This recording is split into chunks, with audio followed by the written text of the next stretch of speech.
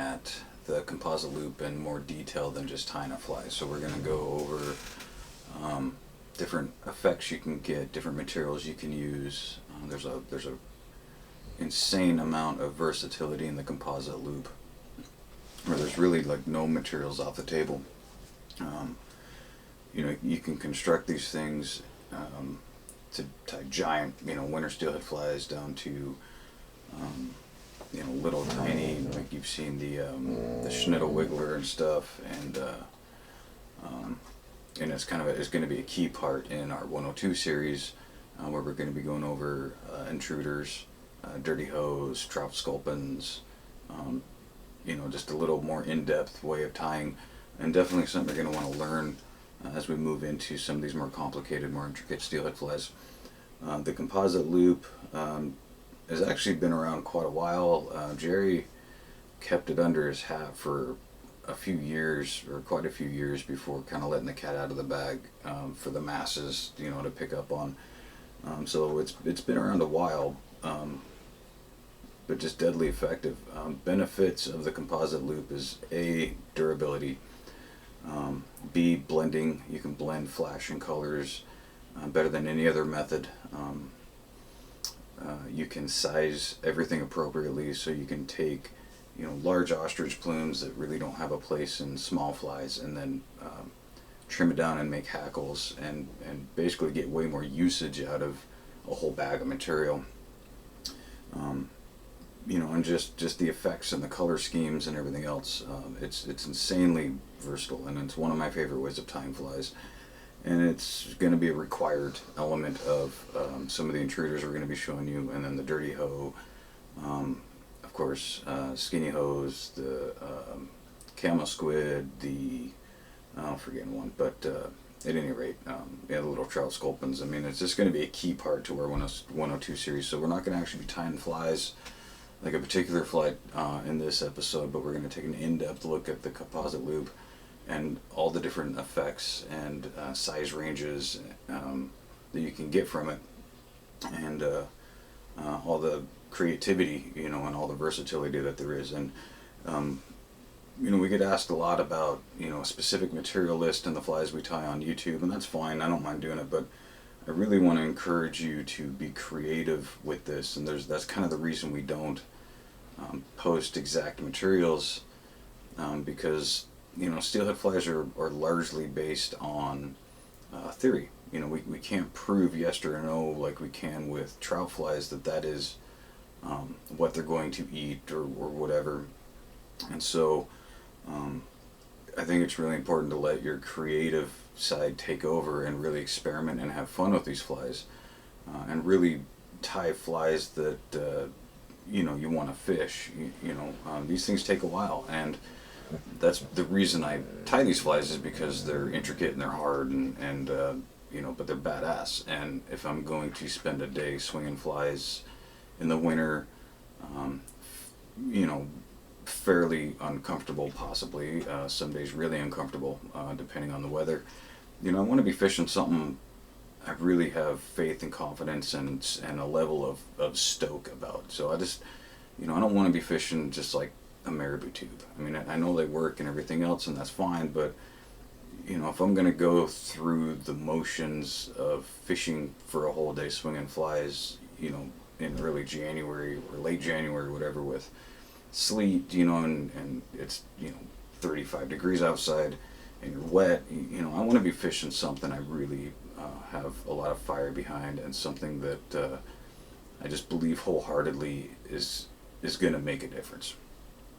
Hence these flies. You know, you can get away with tying, you know, marabou tubes and stuff, that's fine, but that's just not what I do. I want to tie really badass flies to catch badass fish, and that's where I'm at. So you know, you can comment down below and tell me all about how we don't need to spend this much time tying steelhead flies. I get it. You won't be the first to comment, I promise you, but that's not what I'm in it for. I'm in it to tie really sweet, badass flies.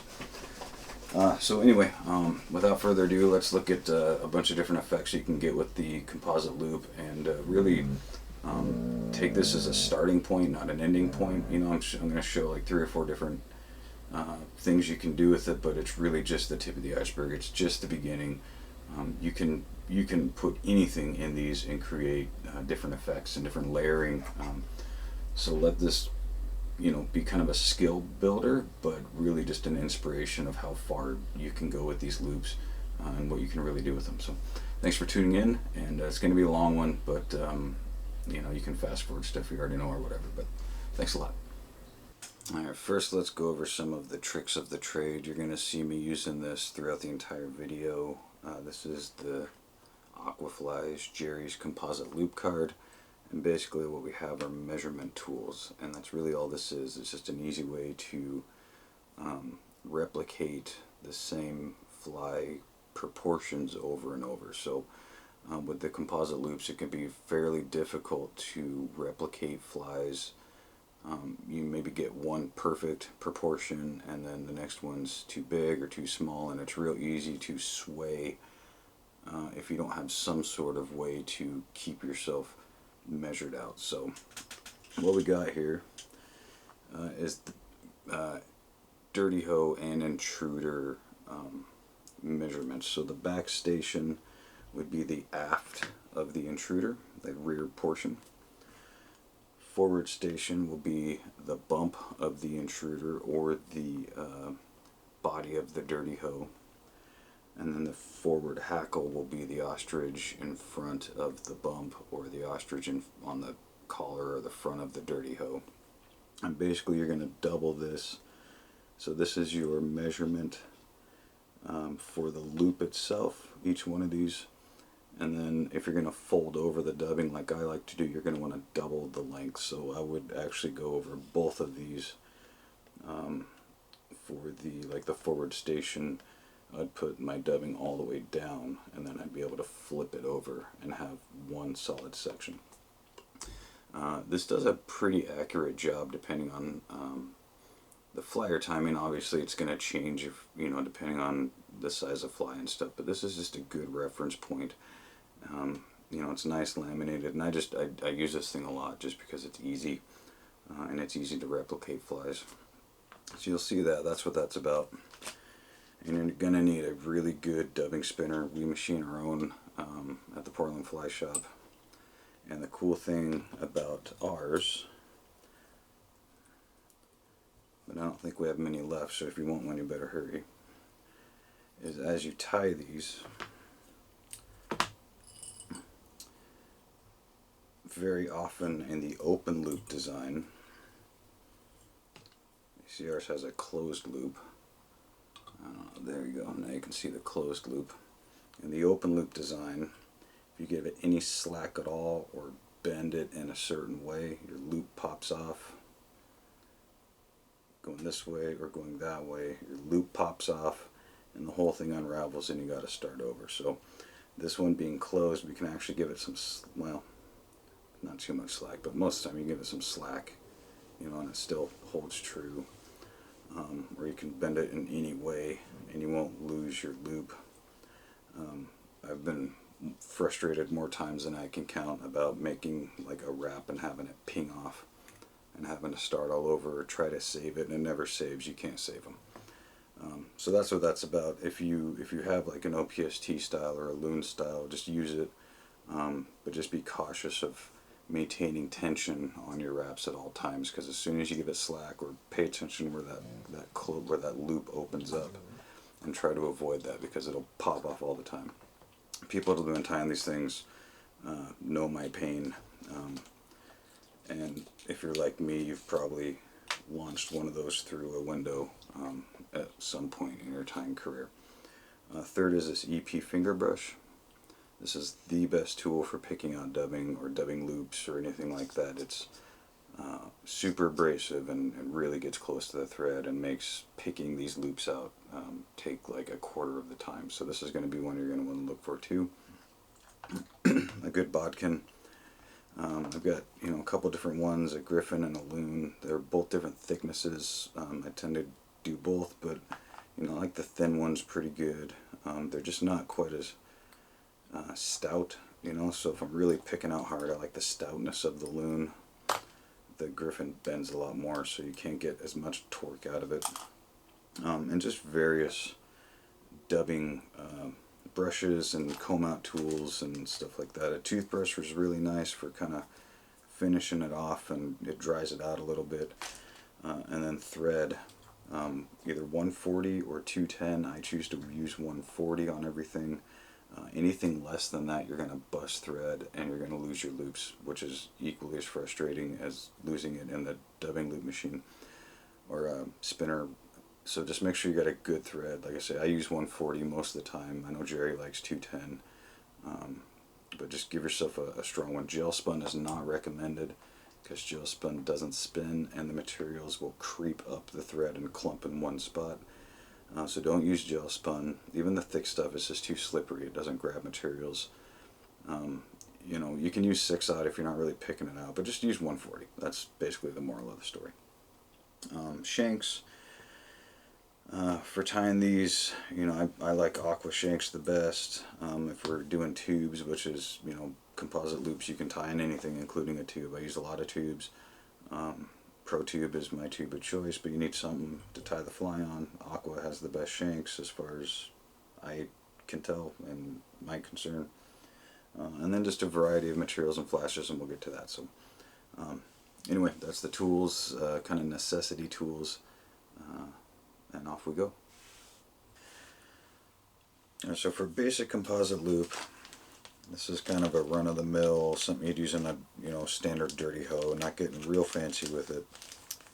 We'll show that, you know, just kind of a normal one first. So the first material is going to be ice dub. This is UV purple. I'm just going to take a clump here, something like that. And I'm going to spend a few seconds and get everything as even as I can. It's hard with ice dub, you know, because it's such a fine crinkly fiber. Get some bigger pieces in there so you know, get it totally straight.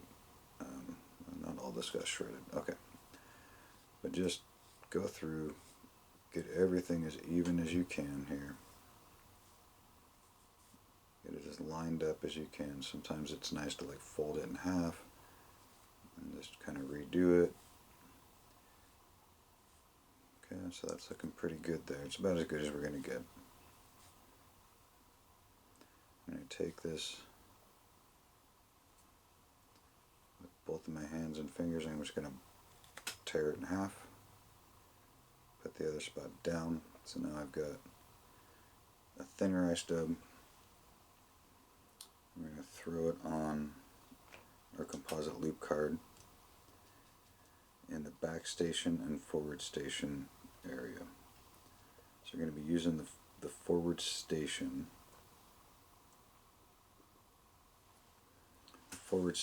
But we need to double it because we're going to fold this over. So all our material is going to go in forward station, and then this is going to go over the top.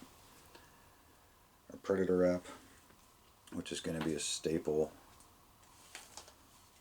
for pretty much all composite loops. You don't have to use predator wrap, but it does a great job. It comes in strung. Clip off. And then I'm gonna proceed to drop. Clip off, you know, 1/2 inch or however much you want. About a 1/2 inch here. I'll line it all up. You can cut it off here and use that. I'm actually gonna, since I didn't cut off as much, I'm gonna double it over.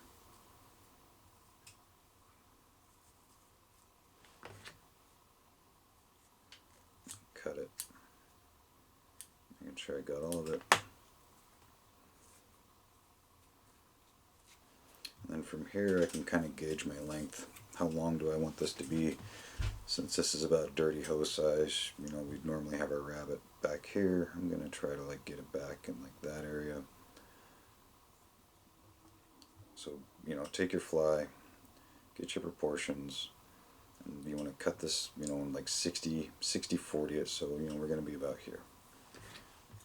If you're unsure in the beginning about proportions, just hold it up next to the fly and see where you're at. That's an easy way. And you'll get to a point where you can eyeball it. But for now, you know, when you're just getting going, just hold it next to the fly, see what looks good, and then remember that line. I'm going to spread this out with my fingers.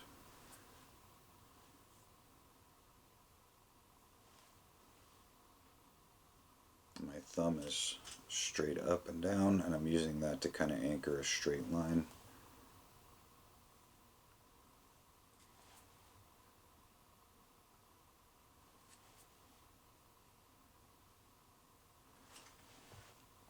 We're going to throw it on the forward station part of the card. And kind of spread it out once it's on. A pair of scissors goes a long ways.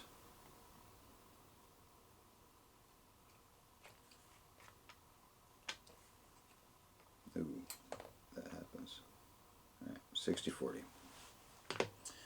Next up is some sort of EP brush. You can use the salmon steelhead brush. This is a chromatic brush.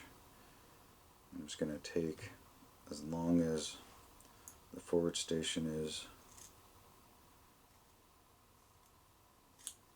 cut it off the brush, switch hands, pull out some of the real long fibers, and lay it down. Again, I'm going to match the predator wrap, maybe a little bit longer than the predator wrap here, around 70-30-ish. That can all be switched around to your desire, but right around there. I want to get the butts in there to kind of keep it prop. And then some sort of flash. I'm going to use this helix flash. I like the helix flash a lot. It's a little thicker flash. It holds a little bit stiffer, but it also, give that a cut, it also maintains really good color at depth. And so when we're 6-8 feet deep, the blues remain blue and the purples remain purples. And these I'm just going to kind of sprinkle in. I'm kind of at a weird angle with this camera, so it might be a little off.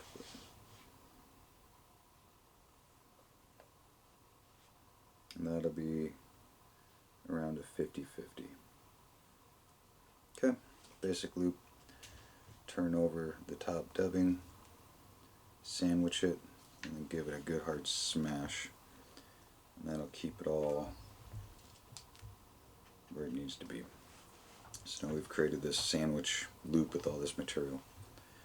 Our dubbing loop, create a loop, bring it over, wrap it back, go around the thread twice, and come up and move your thread up. Going around the thread twice closes your loop and allows everything to stay sandwiched in here. I'm going to add some dubbing wax. Dubbing wax is important here. Kind of keeps everything where it's supposed to be. I'm going to add my dubbing tool. That adds the weight, and I'm going to keep the loop open with my fingers. Grab this whole loop as a sandwich. I'm going to put my fingers off to the side so I can put the thread right where the line was. So you can see that's centered up real nice. And now you can take your scissors, and if anything is too clumped up, you can just kind of re-spread it out. You can use it with a bodkin, any kind of little fine point, and just re-spread it out. Sometimes it'll get clumped up in your fingers. It's a pretty good looking loop here. We're at a good density. It's not too dense where everything's going to pile up, and you want your thread to catch all these fibers. You really want to make sure your thread is twisting all these fibers, because if it clumps up too much, your thread won't lock everything in and you go to comb it once and everything falls out. So that's pretty good right there. So I'm going to pull this 90 degrees towards me so all my fibers are straight up and down. This will come into play with ostrich trail too. If you do it down here, any soft materials will have a tendency to lean downwards, and then when you spin it, they'll all be pointing down or up or whatever, but you'll end up with all these weird, angles that everything's coming out at. So by this way, everything's straight up and down. Give her a spin, push up on the thread.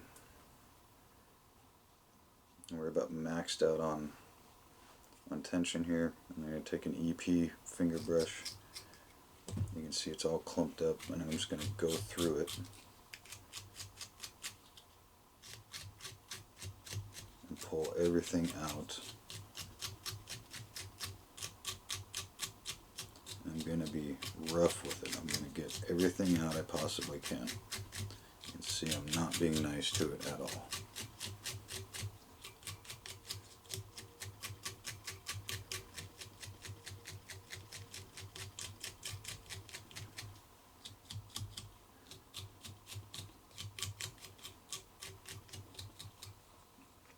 And you can see we've got quite a bit in the brush, a lot of like the little ice dub fibers and stuff, but you know, only a little bit of predator wrap, not much of the other materials. Start bringing this back a little bit, get a handle on kind of a top and a bottom, get some water on your fingers, and push it back and saturate this loop. And the water will keep everything the direction that it needs to be. So we're going to create a hackle, essentially.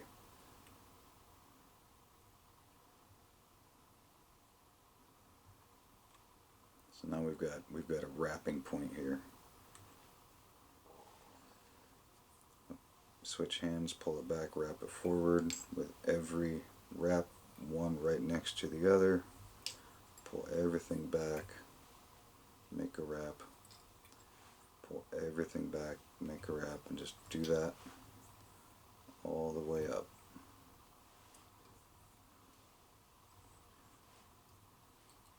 Okay, we're at the end of the thread, tie it off.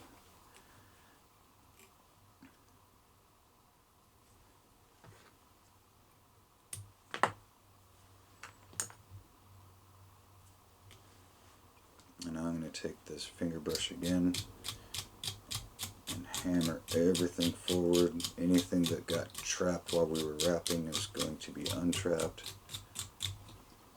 And then go backwards with it.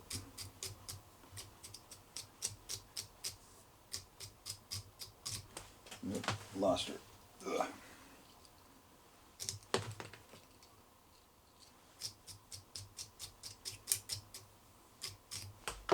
Holy cow, that's never really actually happened, but now that I'm on camera, things get weird as soon as the camera turns on. So anyway, here's our composite loop we've made. We've left room for our hackle. And this is going to be, obviously this would be like a dirty hoe, but this is a phenomenal loop, tons of color, good amount of volume, and the layering, I don't know how well you can see it on camera, but the layering effects you can get is just awesome. The predator wrap's doing its job, everything's in place, and we've created just one hell of a durable loop. So from here, I'm going to tie this off. We'll come back to this. I'm going to show you another loop.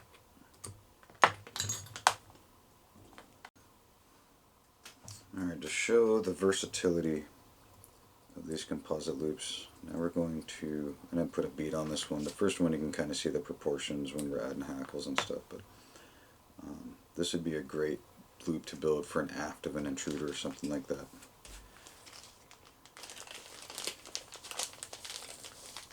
But just to see the versatility of different stuff you can create, so we're going to use our ice stub base. We're going to do the same thing, line it all up.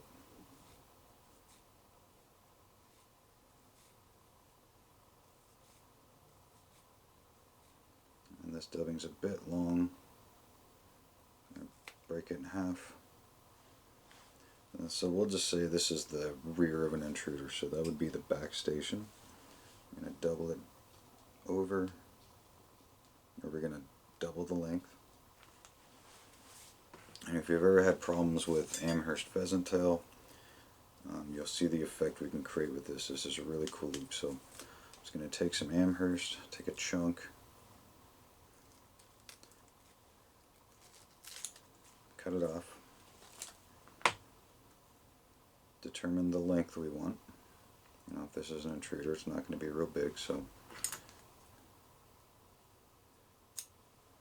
clip it. We've got our length. kind of roll these fibers and separate them with the toothbrush. And with Amherst, I typically won't put everything down because it's kind of a sticky feather, so I'll just lay it down kind of one by one. I can adjust my thin spots.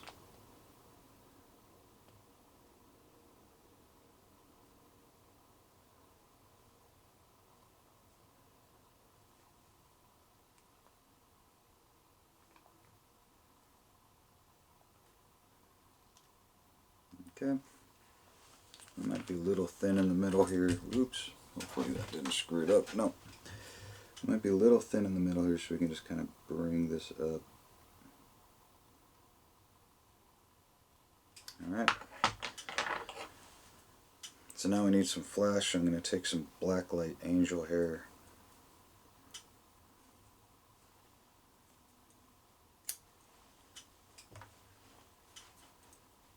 Angel hair has really good reflective properties to it. Trim it up. I've got a little clump of angel hair. I can widen this out.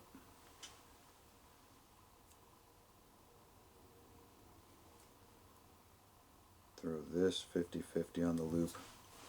And just for some color, let's use some Rainbow from Hell angel hair. Same thing. Clip it off the hank.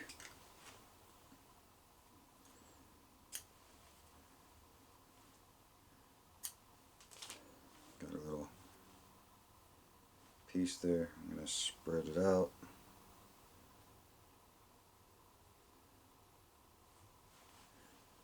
That's going to go on the loop.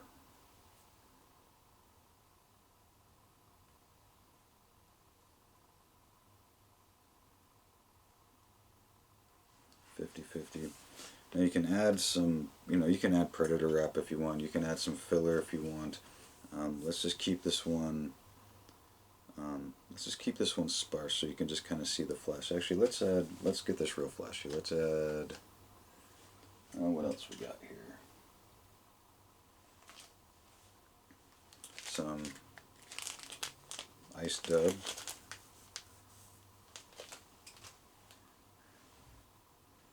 The blue steely.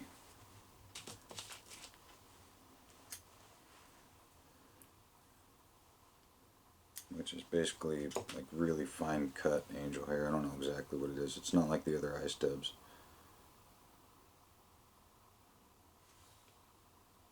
Throw that down.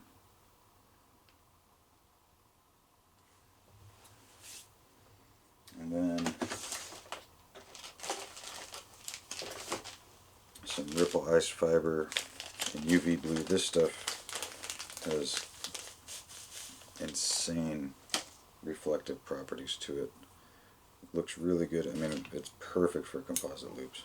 There's not really, I don't know, but it's a little tough to work with, but it's worth it. The effects you get from this Ripple Ice stuff are incredible. So I'm not going to do a lot. This stuff's highly, highly reflective. Again, take a hank, trim it out, throw it down.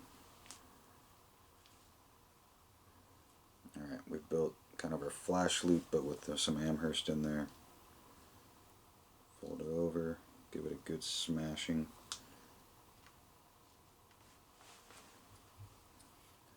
Create our dubbing loop.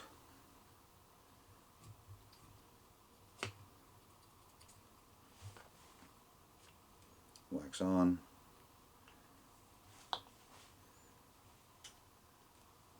Grab the whole loop. I'm going to pinch it off to the side, bring it up.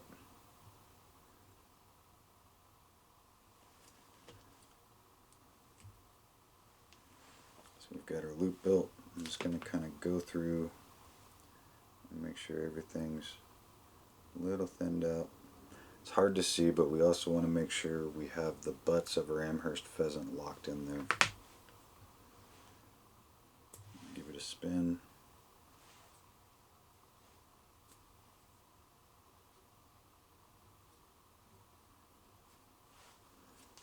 and then comb it out. This looks like a big old mess right now.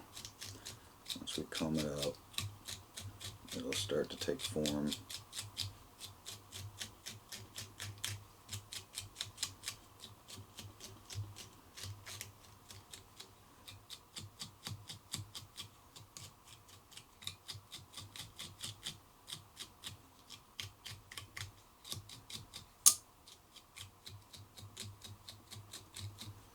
Yeah, not too bad. Lost a couple little Amherst fibers, but this stuff's pretty tough. Okay, push her back. Get a nice starting point. Add our water.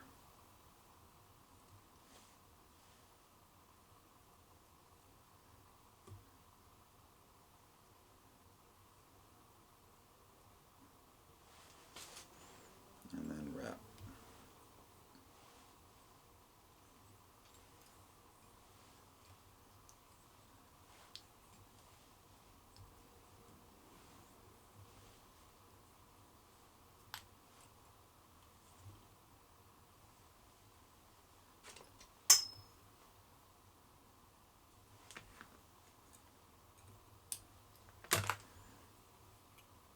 Okay. So you can go through and pick this out with a bodkin. If you don't have the EP brush, you can go through and just kind of pull everything out. If you're into composite loop tying, I'd recommend this thing. This EP finger brush just does amazing. I mean, look how fast that is. It's everything separated. Gosh dang it, this never happens. Okay. Awesome. Tons of flash, tons of layering. I can show you if this were the aft of an intruder, like we kind of tied it for. We've got a tiny, tiny little footprint, which is perfect. You can see how, I mean, if we just smash it, but I'll just show you. There's just no space really taken up on this, which is perfect for the butt end of an intruder, because now we can do our tinsel body and our bigger hackle. But if we were, you know, tying a fly or whatever, we've got our prop, we've got all of our flash, everything's blended beautifully. We've got our Amherst for variegation. You know, and if you wanted to, you can kind of see here. Let's pretend we're tying an intruder.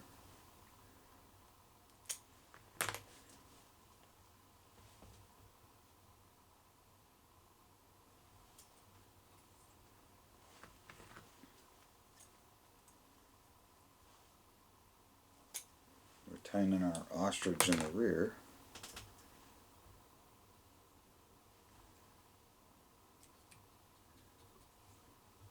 You can see how good this looks. You know, kind of got this one short, we're kind of hurrying, but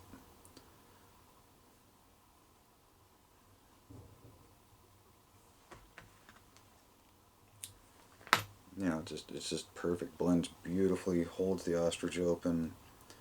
This will collapse a little more than, you know, the next one we'll show you has got some fox and stuff in it for a big fly, but you know, I'd be totally thrilled with this as an intruder, but small footprint, tons of effects. So you can see like just how versatile. I mean, these are two totally different loops we tied. You know, much thinner, much flashier. You know, a little bigger profile, a little bit more for water push. Same loop, you know, construction, just two different techniques entirely. Not techniques rather, but material selections, and two different effects entirely. So that's how you can do Amherst pheasant. You know, if you look at the butt end of this, I don't know with the light, but you can just see all these reflective properties going on in the fish's view.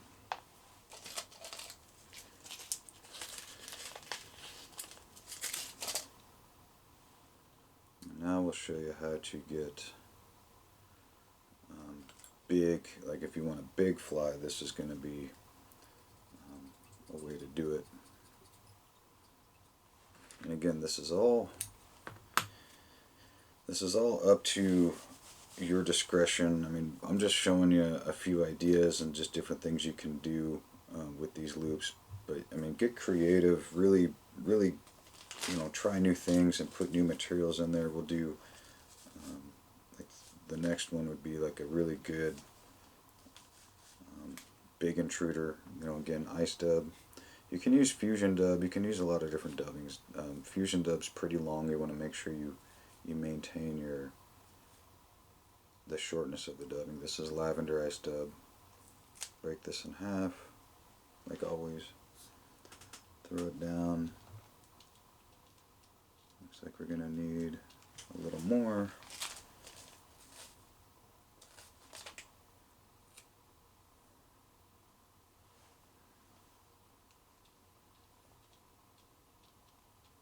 Okay. So let's roll some predator wrap on this one.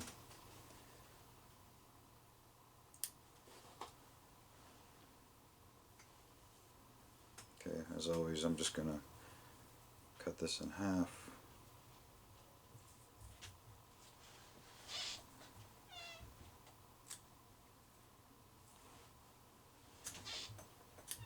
Give it a trim. Flip it over.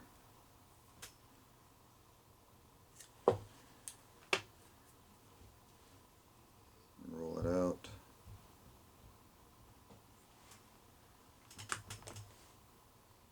Throw this on our forward station.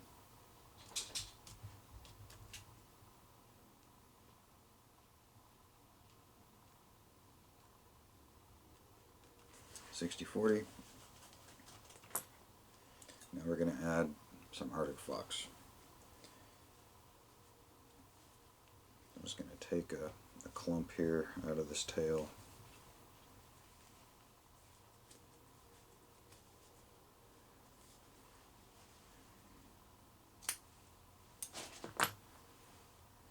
Pull out some of the longer guard hairs. We're going to want them. Yep.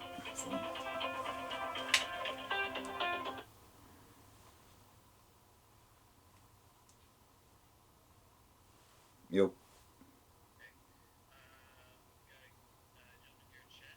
Mm-hmm.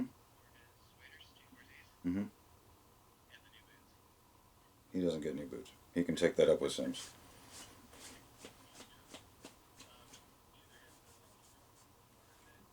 No, it should say.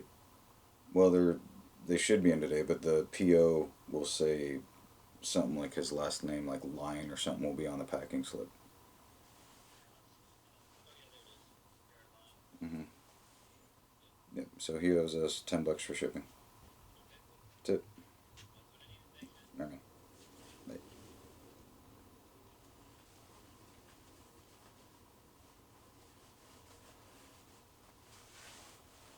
All right. Got our Arctic fox.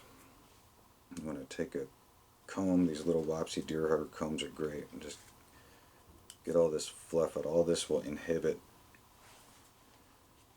the fox from being able to spread out. I usually comb the front too. Figure out your length, give it a cut.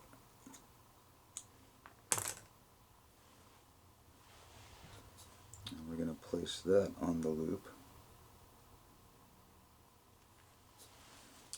So you can see we're probably 80-20 here. We want some of these butts in there to help with stability. And then with some flash, we can throw some polar flash in. It's good reflective flash.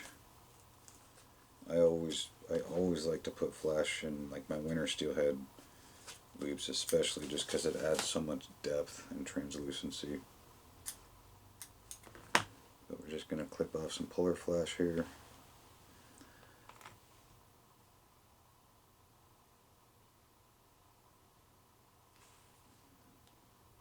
Lay that in.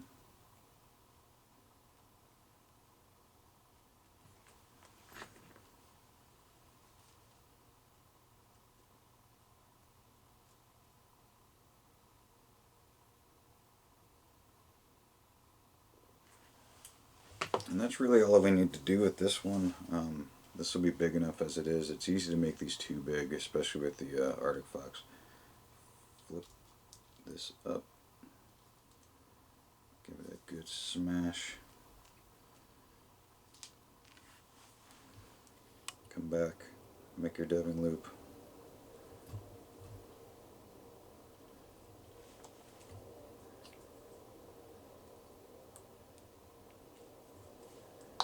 Okay, wax on.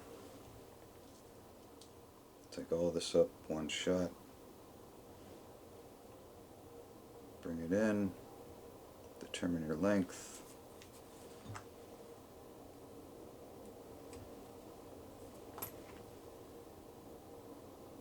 Respread as necessary. Key factor here is just make sure you have enough of your butts and everything in there. Spin it just like the other ones, 90 degrees out. Push up.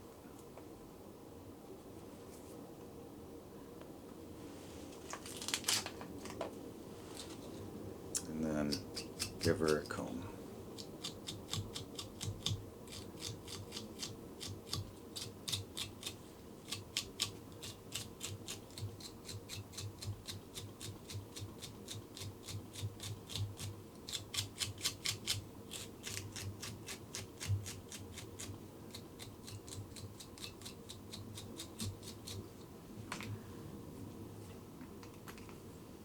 Any big spots? I mean, this thing gets them all usually, but okay. Find our spot here where we can part it.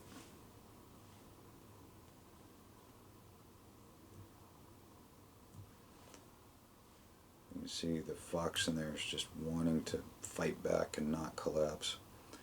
The fox will be your biggest loop. These Arctic fox, it'll just keep it huge. Go ahead and wrap it like normal, one right in front of the other.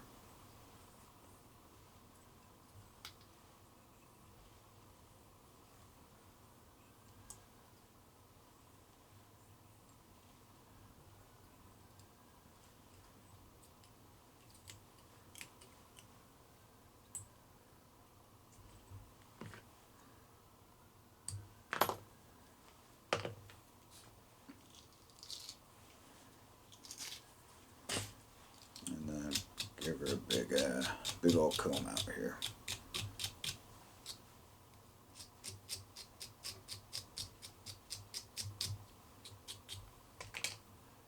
Alright, as you can see, bigger profile, very natural looking, it blends beautifully, and this is by just adding some Arctic fox.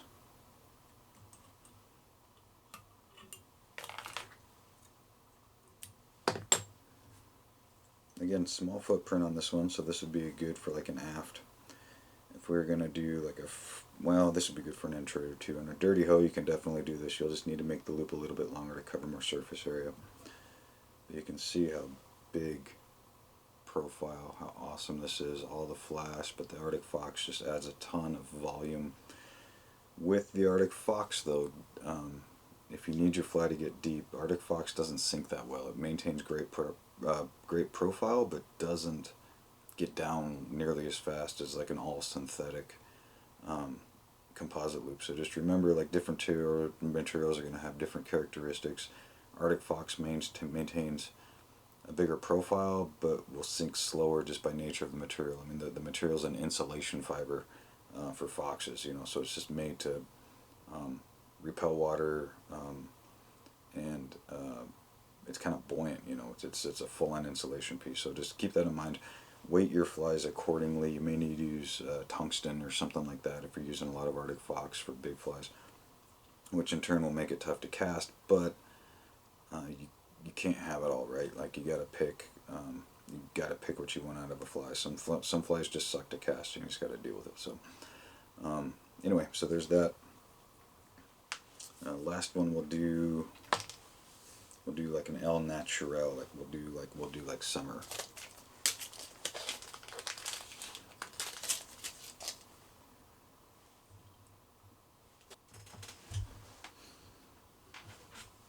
Alright, composite loops, let's say, you know, sculpin, trout spay, summertime flies, you know, like this would be a good one for August. Summer steelheading, like some of the valley rivers here when they get really low and clear. Awesome, like sculpin-y, you know, trout spay type composite loops. So this time we're going to use some trilobal dub in olive black leech. This is a short fiber dub already. It doesn't have all the reflective properties as the ice dub, but that's kind of what we're trying to avoid here a little bit. So I'm going to go through and even this out. I'm going to need a little more.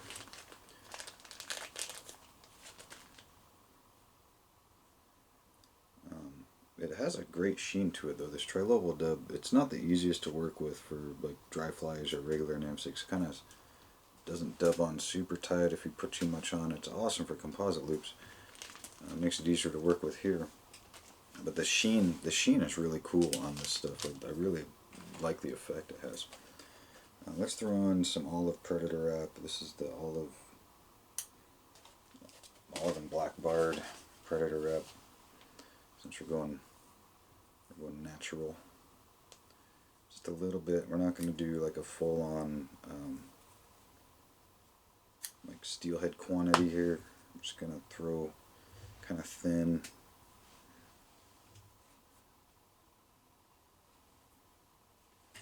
Maybe something like that. That's pretty thin compared to normal.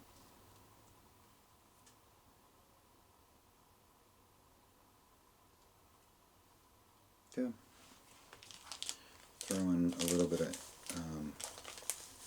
angel hair. This is bait fish. Let's grab the hang, get it kind of put together. Clipping them. I think this is bait fish. This is a cool color. Yeah, bait fish. Awesome color for trout.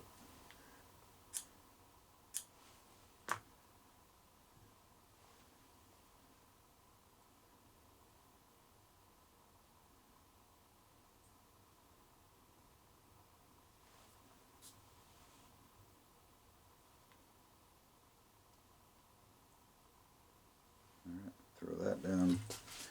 And then one thing that nobody, really thinks about, but like pheasant tail fiber, right? One of the most buggy, natural materials there is. You can throw your pheasant tail fibers in here. You can use turkey. I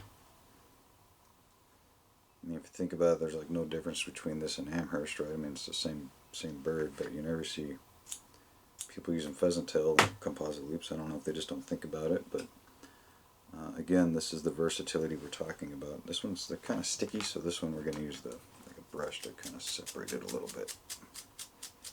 There we go, nice and separated.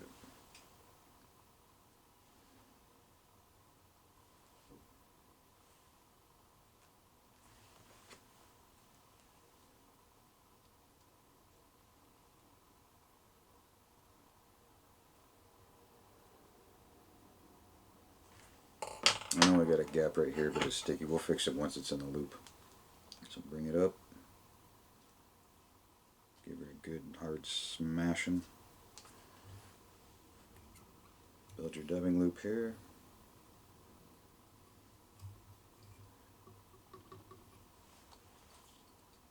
Give her some wax. And then pick this up all as one.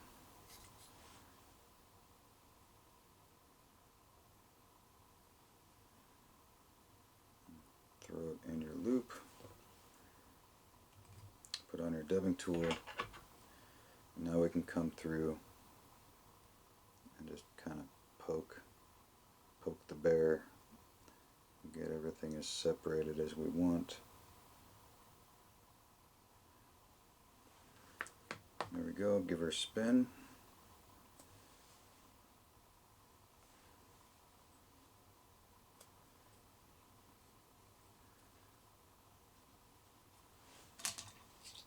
And then same as always. You see me use this tool almost exclusively now. I can't say enough good things about this little EP finger brush.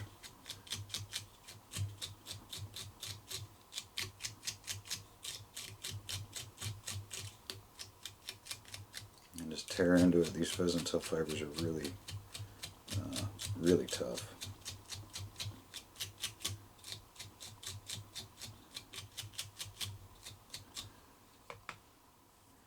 Give yourself a part.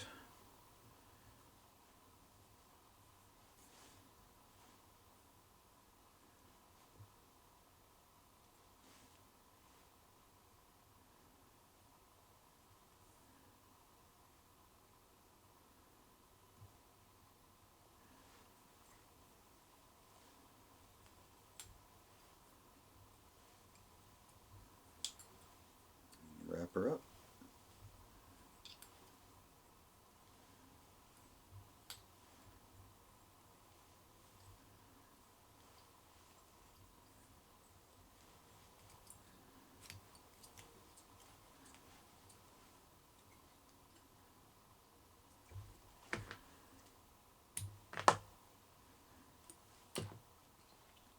I can go through again and just give her hell, get everything all nice and picked out. Come back. The bodkin, this one's a little sticky for some reason, so I'm going to come through with the little bodkin here, get everything picked out of the core area.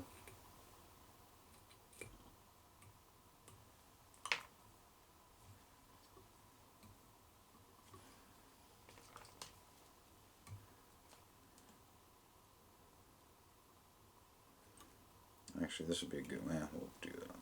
Oh, come on. Alright, so here's our El Naturel composite loop. Yeah, if you can always come through and like primp them a little bit. One piece of predator wrap I didn't like, but really cool, like super natural, buggy, you know, sculpin-y. I mean, if you threw lead eyes on here and like a rabbit strip over the top, I mean, you'd have a serious sculpin. You know, all these blended colors, predator wrap adds, you know, variegation. So there you go. All the different ways you can use composite loops to create just amazing effects, awesome flies. I mean, it's endless. We use pheasant tails. I mean, anything you can think of, you can throw in a composite loop. You know, these intruder feathers. You know, these big turkey flats. You know, you can cut these. You know, cut these out just like any other feather and roll those into a composite loop. All the different flashes, the blends, anything. You know, fin raccoon you can use if you comb it out enough. So it's just endless. You know what you can do with these composite loop bases. So let's go back and talk about the hackle now, like the ostrich forward hackle. Alright, so forward hackle, this one's actually pretty simple. It takes a little bit of getting used to with your fingers and getting your fingers to do what you want, but forward hackle is going to be our ostrich. Intruders and dirty hose will both share the same. So I'm going to take some ice dub. This is lavender. Separate it, split it in half just like normal. I'm going to double this. So forward hackle, it's a little smaller. We're going to double it up. And ostrich roll.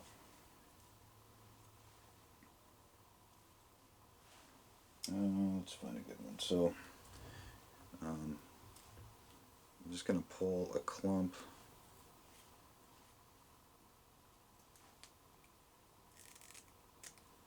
out of one of these. Catch our length there, so that's going to be pretty good. I'm going to actually close this down so I can catch the length I want. Alright, we're going to call that good. Re-spread it out. You can use a toothbrush to kind of fray the edges. And then with ostrich roll, I will usually just place it in at a time. I'm not real good at like spreading this out, the ostrich out, and doing it like a full-on, you know, one set down. Jerry's really good at like all this stuff, but I still gotta take ostrich trail and put it down one by one, which is fine. Alright, pull your eye stub over the top.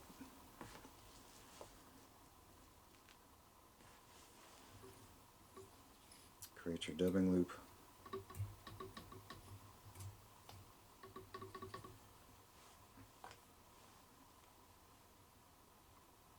Give her some wax.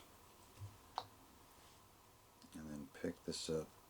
That's what the eye stub does for you. You can just pick it up.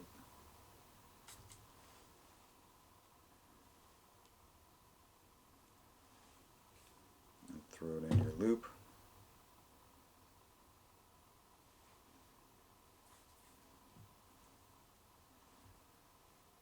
And if you've got these long ones in the back here, you can just usually tap them. A lot of times you can just tap them and they'll scoot out more. If you've got one like this one's giving me some problems, I can just come in and clip them close. And I spread it out just a little bit just to try to get her all evened up. Now this is where it becomes real important to do the 90 degrees. Because if we spin this way, sometimes the longer the ostrich is too, it'll droop down. So we want it 90 degrees from the thread. I'll pull it towards me a little bit.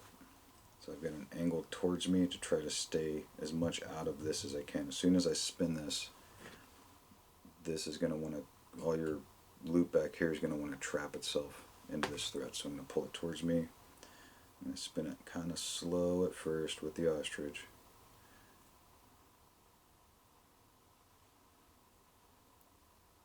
I'm more concerned about getting a good bite on this ostrich.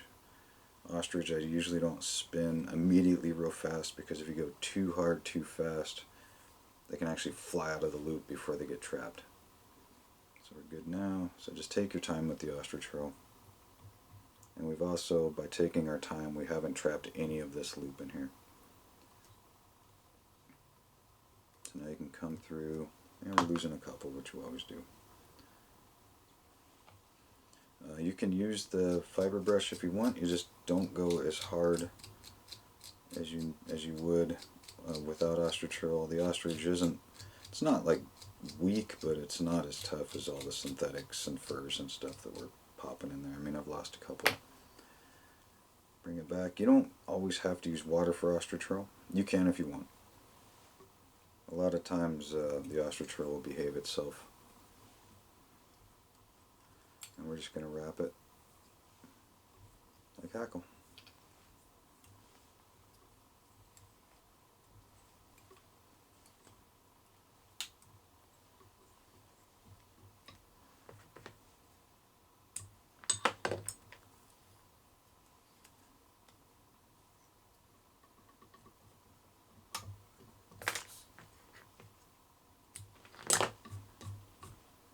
And you can take a needle, poke everything out.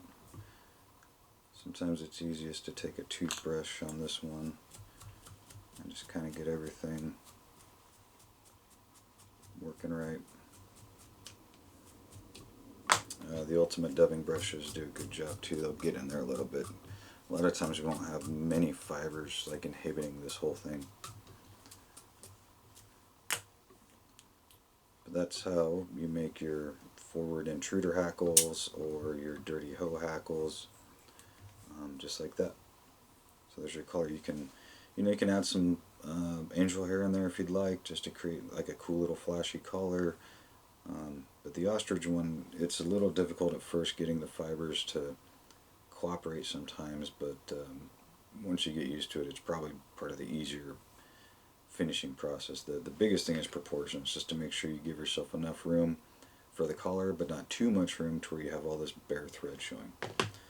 The hardest part about this whole thing is proportions, like being able to eyeball proportions and stuff. So that's going to be one of the bigger challenges. So anyway, thanks for watching. We'll do some intruders and dirty hoes and stuff like that on the next series, but I just wanted to get like a base of composite loop stuff going for you, so you got something to think about and something to play with. And just so you can see just how versatile this system of tying is, and just really a ton of fun. You know, you can do a million different things with it. So thanks for watching.